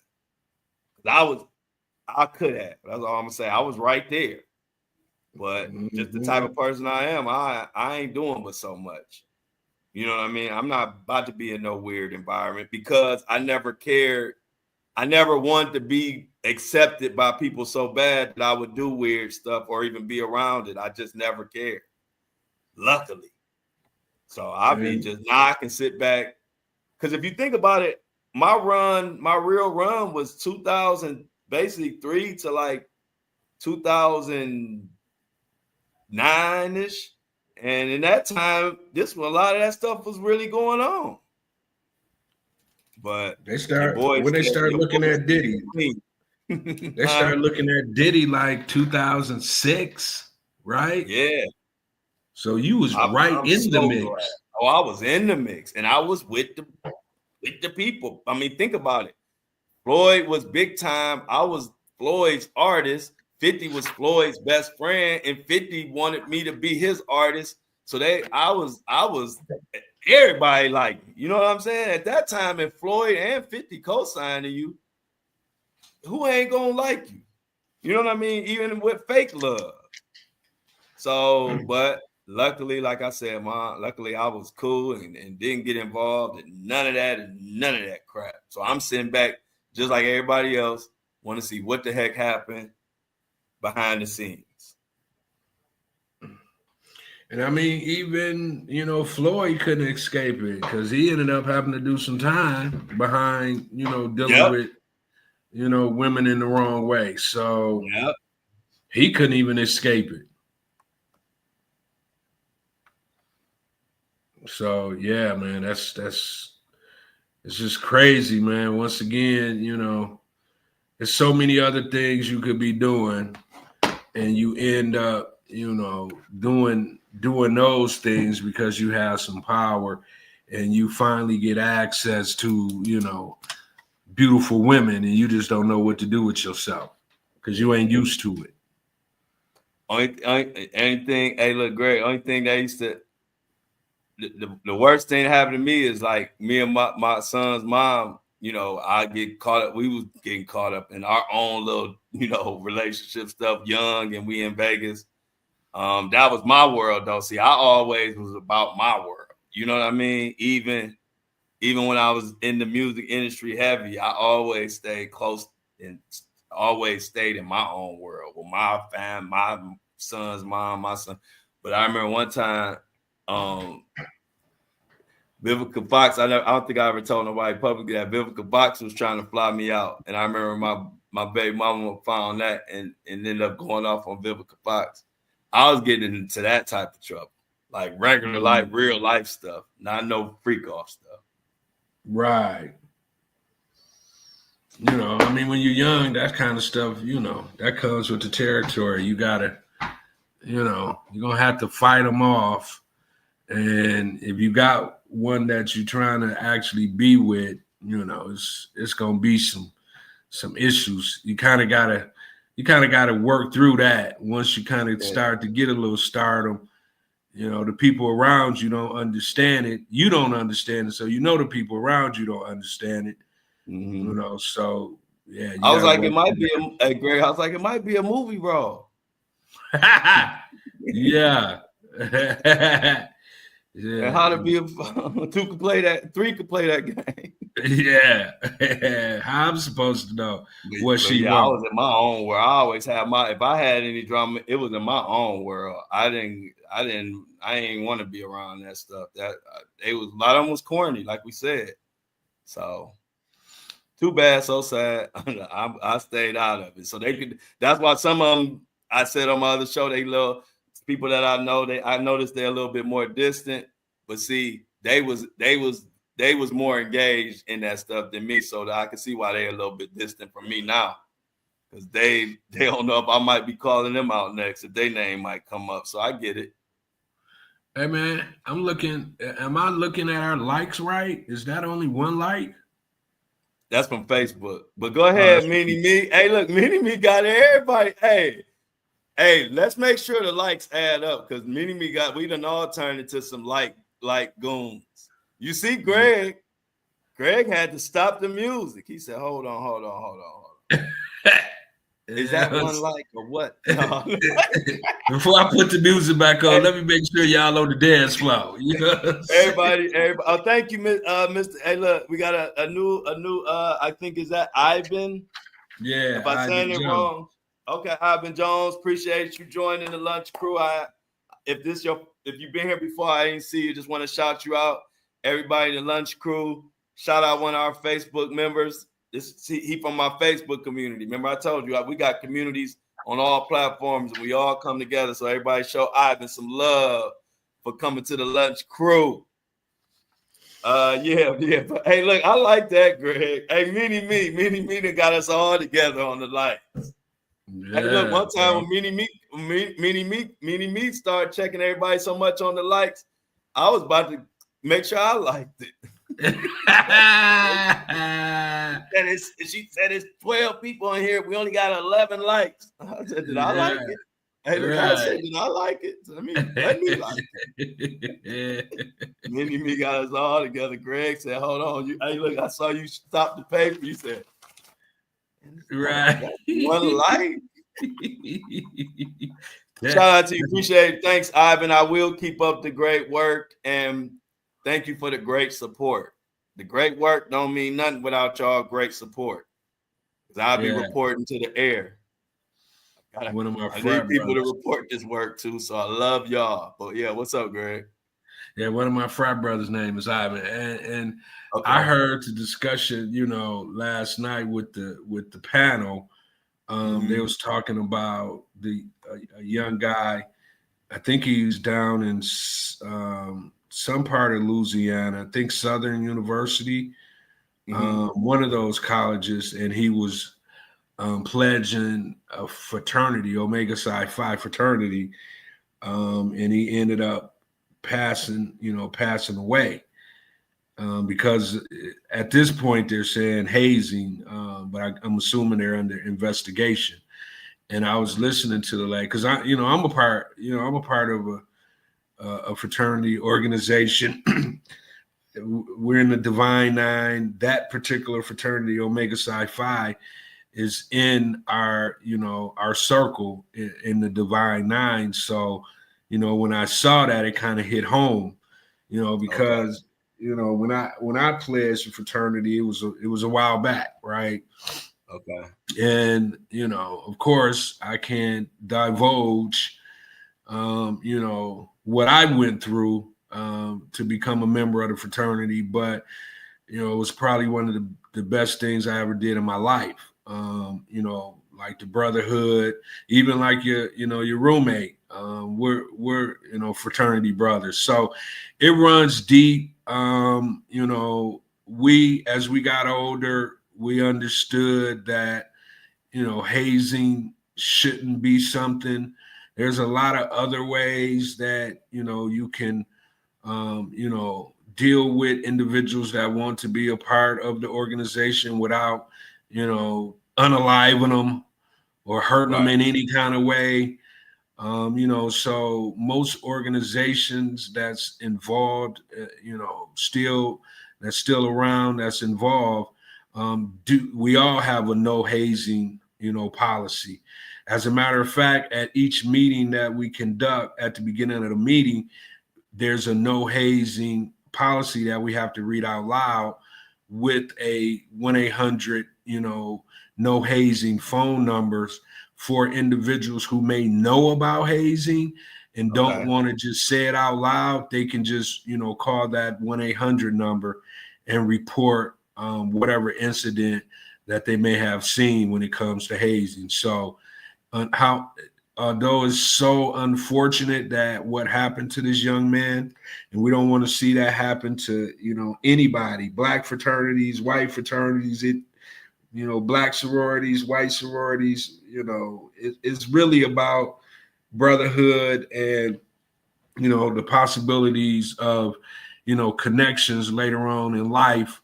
When you may need them, you may be able to lean on one of your your brothers within the organization to kind of, help you to move forward in life. That's really what it's about. The hazing part, that is just, although you try to stomp it out, some, kids gonna be kids.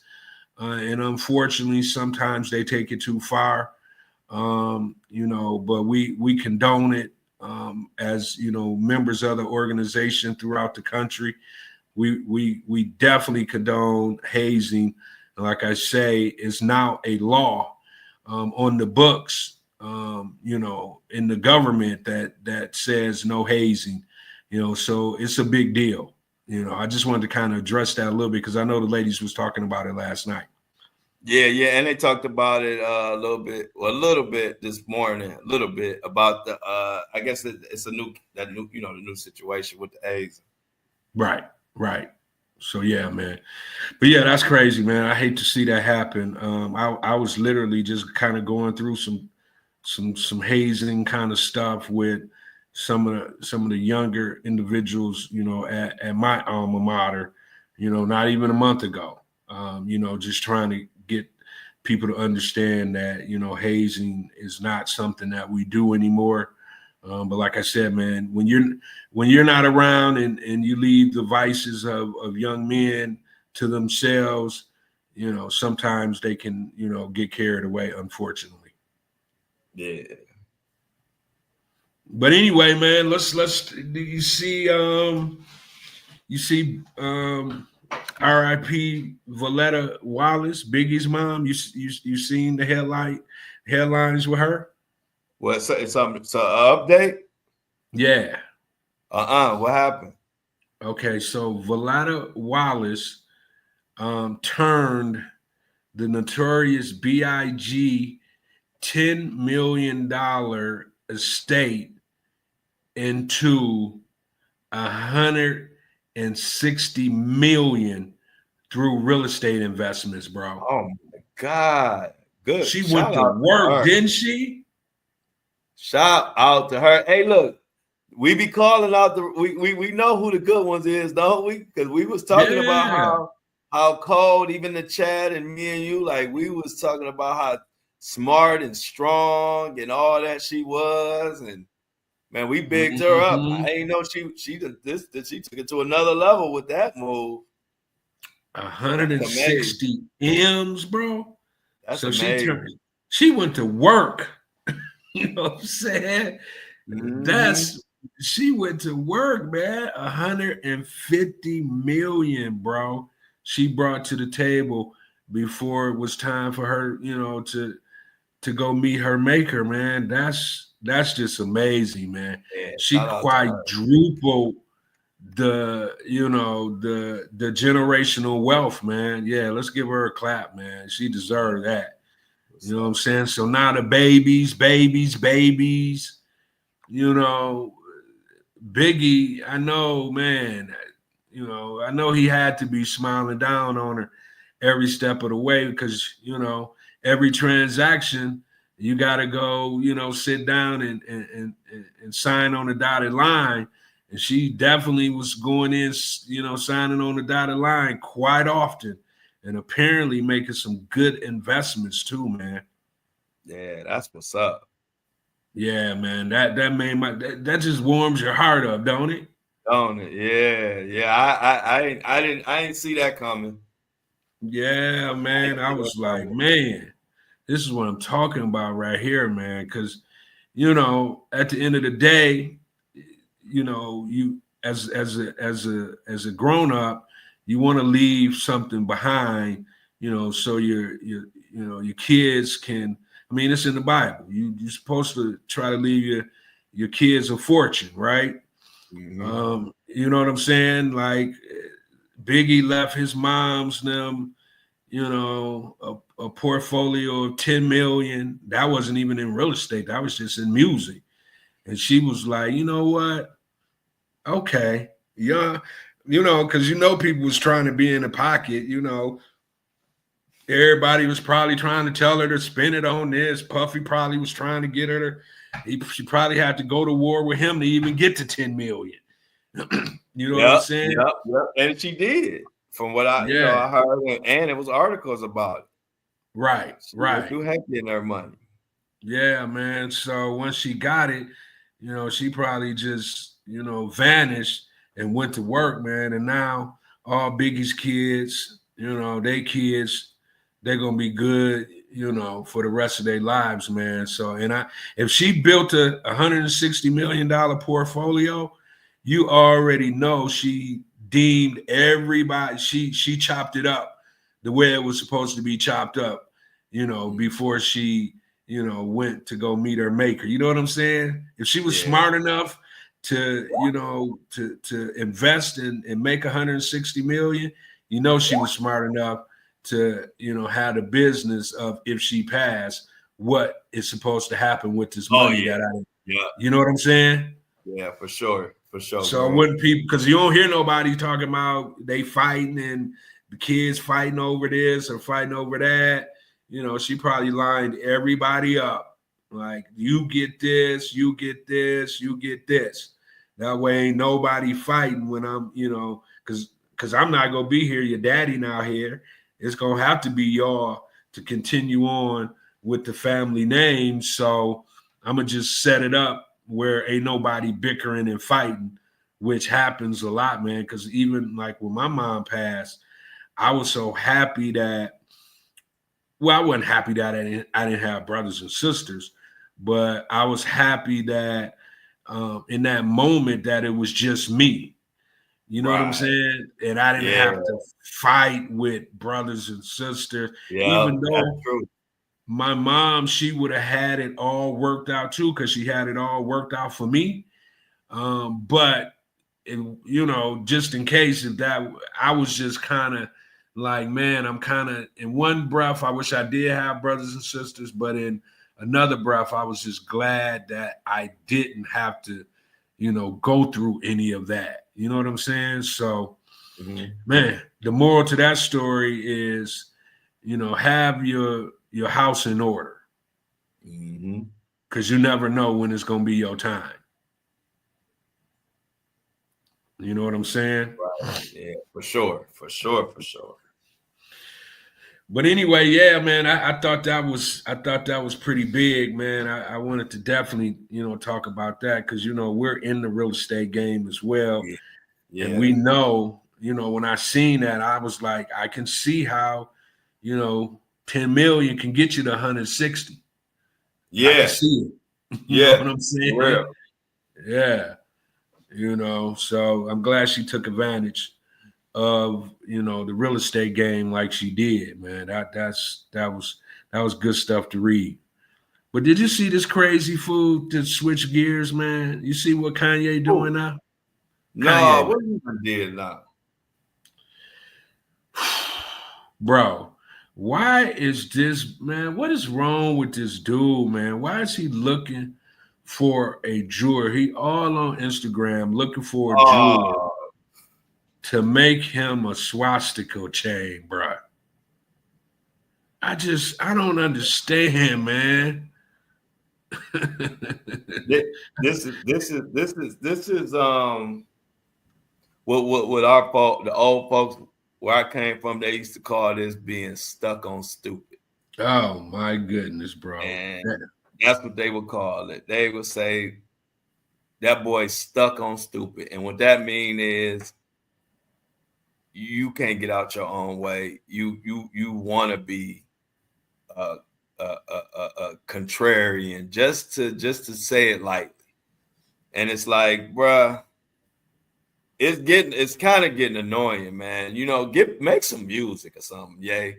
Make some tennis shoes, man. I miss the Yeezy, yay. When the Yeezys was hot and everybody was grabbing Yeezys, I miss that Kanye, to be honest. I mean, do you really think he could go back? I mean, he done did so much damage, man. I mean, do you really think he can get that kind of audience back in his life, man? He doing things that generations of people have fought to not have happening, and he just doing it all in their face, bro. Yeah, man. You know what I'm saying? That's like a Caucasian person just running around with, slavery emblems.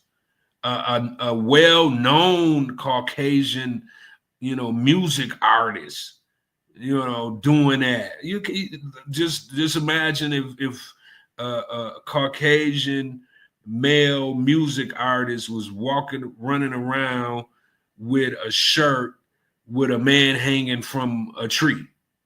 You know what I'm saying? Talking about slave, whatever. Man, we would be going crazy. And I'm pretty sure they're going crazy. We just don't know. You know what I'm saying?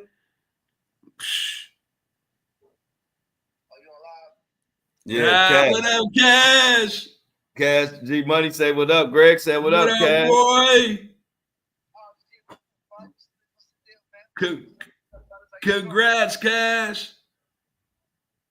Hey, thank you, my brother. Appreciate you. Look, I'm on my way right now, dropping off the rest of these groceries, man.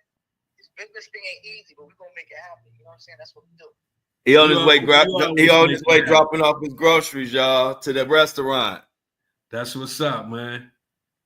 Hey, look, this ain't no house, but it's about $4,500 for the groceries for the restaurant just for a couple of days. They shouting you out. Everybody saying, "Hey, Cash, congrats, Cash. Hey, Cash." I'm throwing them up on the big screen.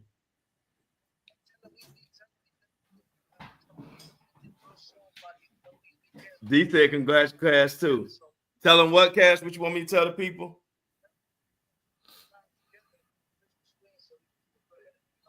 Okay, yeah. So he said when he want to do the official interview while he at the restaurant, whenever he can get it, and I'll go live, and he gonna give us a tour of the restaurant, and everybody eat for free for a year. No, I'm just playing. Look, his phone it went out. It glitched. It glitched. I'm just playing. But yeah, so we gonna do a live Seafood Social grand opening today, and at some point we're gonna do a live with Cash. He's gonna show us the restaurant. We're gonna have a good time. Tell Cash we're gonna have to pull up on him and do the show from the atrium or something. Hey, Greg said he want to pull up and we do a show from there. What's up? All right. Well, congratulations, man. I know you're busy. Go ahead. I'll be checking in later on. I'll be checking your Instagram. 5-star investment on Instagram. Cash, that's my boy. Brother, been cool for a long time. Everybody you see me, even my best friend D told Cash, congratulations. Everybody you see around me, we've been around this forever. I don't have no new friends. I'm old man. Everybody around me, I knew at least 20 years. 20 years. Yeah. Only new people I got is y'all in the chat and my whole community of my podcast and YouTube and all that. But as far as in my everyday life, I don't got no new people. These are all people that I go back way back. We real. Me and D go back to I was 4 years old.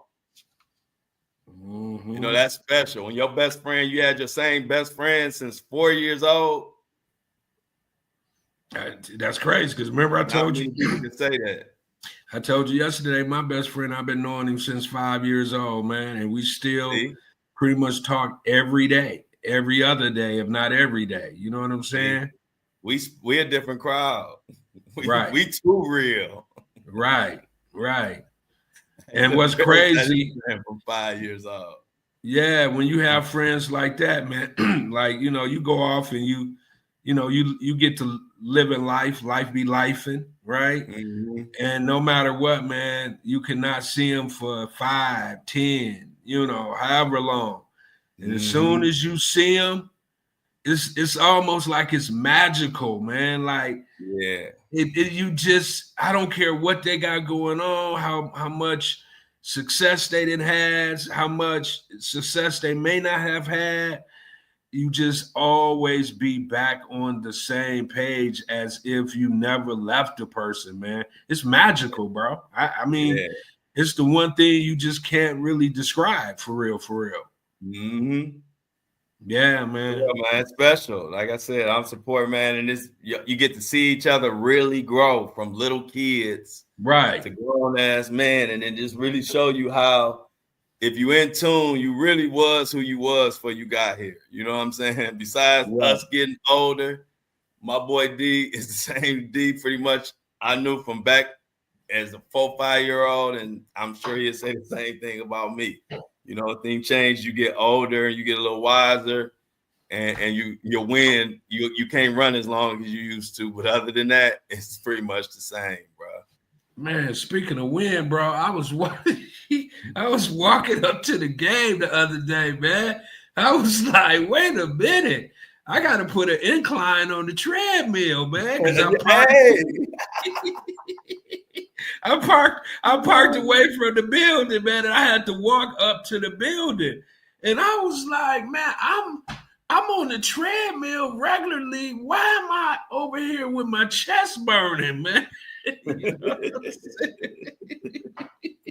I was like, bro, I had to put the incline on the treadmill, bro. I was like, nah, I can't be walking 2 city blocks in my chest burning. What is going on with that? You know what I'm saying? Yeah. It'd be like that. It'd be like when you think you get in shape, sometimes when you do something a little different, or something that just ain't exactly with your workout routine, you be like, hold up. I thought I should be in better shape than this from the work I've been putting in. We were just talking about that on the basketball court. Like, you be running on the treadmill and doing all that, and then go play basketball and realize that's 2 totally different things. Man, you know what's crazy, bro? I'm literally scared to really play basketball like hard. You know what I'm saying? Although it's like riding a bike, you never lose it. I mean, you lose it, but you could get it back after you get some run in for a second, right, man? But bro, I'm literally scared to play like a lot of basketball, and I'm gonna tell you why, man. I didn't have 2 of my friends that I went to high school with die on basketball courts, bro. Massive heart attacks. Wow. Massive heart attacks on the basketball court, bro. Gone. You know what I'm saying? And ever since that has happened, man, I might do a game of 21 or where I can kind of go at my own pace, but to run full court, full game, man, I ain't did that in so long, bro, because I'm literally scared to do it. Yeah, I feel you. And when you're a competitor, and see, that's I ain't gonna be able to go halfway. Exactly. And I know me. And that's how that hard, I don't even want to say the word while you hooping. But that's why you be scared, because I know, like me, I don't know. I only know how to play at 100 miles per hour or don't play. Right. And next thing I know, I might be doing too much. So I definitely pick my spots. Yeah, bro. I just look at it like I just want to be in the gym, keep the physique right, keep my stamina together. But, doing strenuous activities, man, I be trying to stay away, man, because, our hearts ain't the way they used to be when we was young. Yeah. You don't want, not for no basketball game. Gotta be careful. That's all I'm saying. Man. Be careful. And my boys, they have. Can you imagine, man? They got kids, families, man. They go play.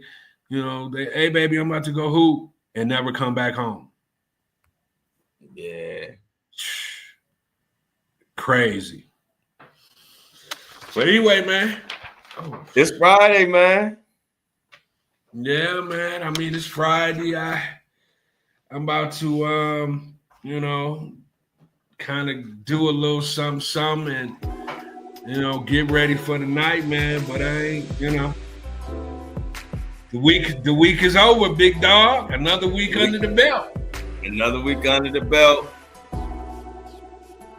Thank you for the support. Oh, hey, man. y'all. Have a great weekend. Did you see Pop? Pop is done. Pop is done. Popovich. Oh, all right, yeah.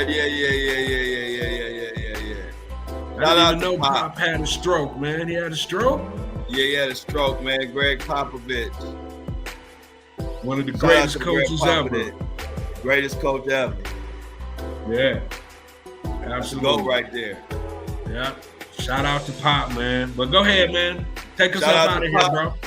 Let's get up out of here. Let's get the I'm outs in the chat. Please like the chat, share the chat. If we missing a like, we're gonna put mini-me on you. So let's make sure those likes add up. Come back and leave a comment when this close out. I will see y'all Monday morning at 7:30 Eastern Standard Time. I am